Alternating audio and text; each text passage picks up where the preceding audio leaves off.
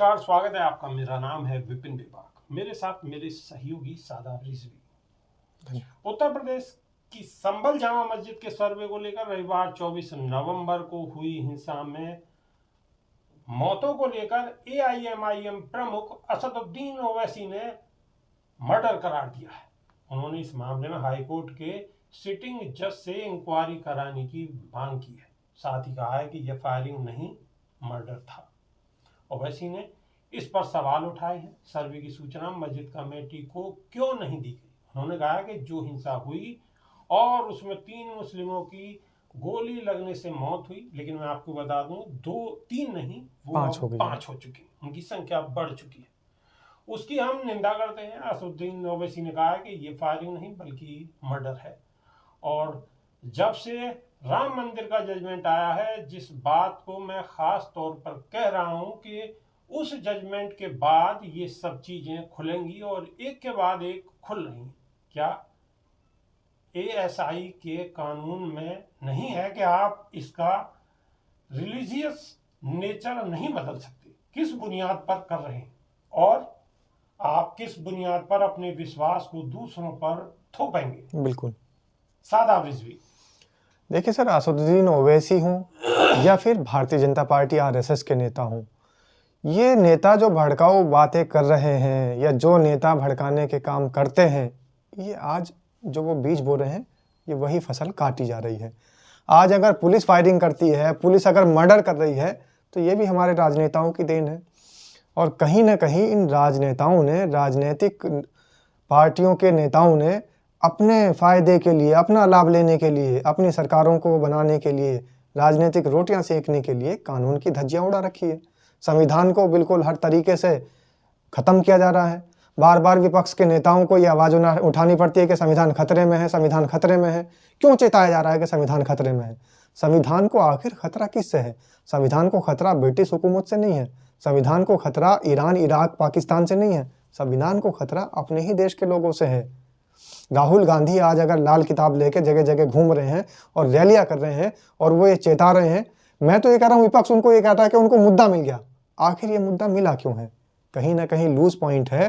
वो loose point ये है कि संविधान को वाकई तार तार किया जा रहा है और संवैधानिक चीज़ों को, संवैधानिक एजेंसियों को, संवैधानिक जो सीबीआई, संवैधानिक जो एजेंसी है, चाहे वो ईडी हो, संवैधानिक चाहे अदालतें हों, उनका दुरुपयोग किया जा रहा है।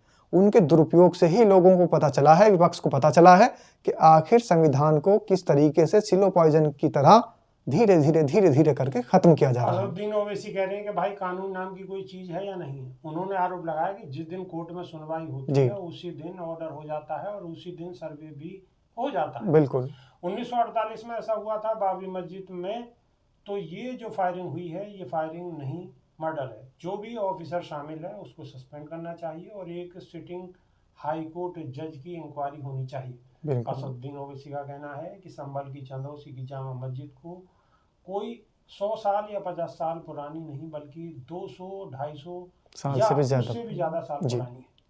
वहां पर कोर्ट की तरफ से बगैर मस्जिद के लिए जिम्मेदार कमेटी को सुने उन्हें पक्षपात वाला ऑर्डर पास कर दिया, वो गलत है। उन्होंने कहा कि दूसरा ये है कि एक बार तो आपने गलत ऑर्डर दिया, सर्वे हो गया। दूसरा ये है कि एक बार आपने गलत ऑर्डर दिया, सर्वे होगा, दूसरे सर्वे की किसी को सूचना नहीं दी। तीसरी बात यह है कि पुलिस का ये काम था कि मस्जिद कमेटी को कॉन्फिडेंस में लेते या वहाँ की पीस कमेटी को। चौथी बात यह है कि जो लोग वहाँ सर्वे करने आ रहे थे वो उकसाने वाले नारे क्यों लगा रहे थे? उसका वीडियो पब्लिक डोमेन में आपने सुना होगा। ये सरासर गलत है। जुल्म हो रहा है वहां पर संभल में। संभल के सांसद के खिलाफ एफआईआर दर्ज होने पर असदुद्दीन ओवैसी ने कहा है कि किसी के भी खिलाफ कर लीजिए भाई, जज आप, जूरी आप, सब आप, तो बचेगा क्या? ये असदुद्दीन ओवैसी ने बड़ा आरोप लगाया है। आरोप भी सही है, क्योंकि देखिए आप याचिकाकर्ता कोई ना तो नेता है, याचिकाकर्ता ना तो कोई आम जनमानस का व्यक्ति है। याचिकाकर्ता कौन है? एक अधिवक्ता है। अब अधिवक्ता समाज को उसका समर्थन करके उसका साथ देना चाहिए था, लेकिन याचिका करते हैं एक अधिवक्ता जैन साहब और उसके पीछे नारे लगाने वाले जय श्री राम के वो कुछ और लोग होते हैं। भारतीय जनता पार्टी के स्थानीय नेताओं से पूछा जाता है कि आपके लोग हैं, वो बिल्कुल अनभिज्ञता जता देते हैं। इसमें एक और बात है कि वही याचिका करता है और वही सर्वे की टीम में शामिल है। वही बता रहा हूँ। तो ये जो एक सुनियोजित तरीके से पूरा एकदम तैयार किया हुआ मामला है, और ये पहले इसका मसौदा तैयार कर लिया गया था कि ये काम होगा, पहले याचिका डाली जाएगी, अदालत में जो बैठे लोग हैं उन्होंने भी पहले ही कह दिया था कि हम इसके सर्वे का आदेश देंगे। तो कहीं ना कहीं सब चीज़ों को कमांड करने की एक पावर है, और वो जो पावर है वो सब लोग जानते हैं कि वो कौन सी पावर है। वो उपद्रवी की पावर है, मैं उसे दंगाइयों की पावर कहूँगा। क्योंकि कोई देश चलाने वाला या कोई नेता अगर वो सांप्रदायिक सौहार्द बिगाड़ता है तो वो देश का राजनेता नहीं हो सकता, वो दंगाई हो सकता है, उपद्रवी हो सकता है। बिल्कुल। अभी के लिए सिर्फ इतना ही।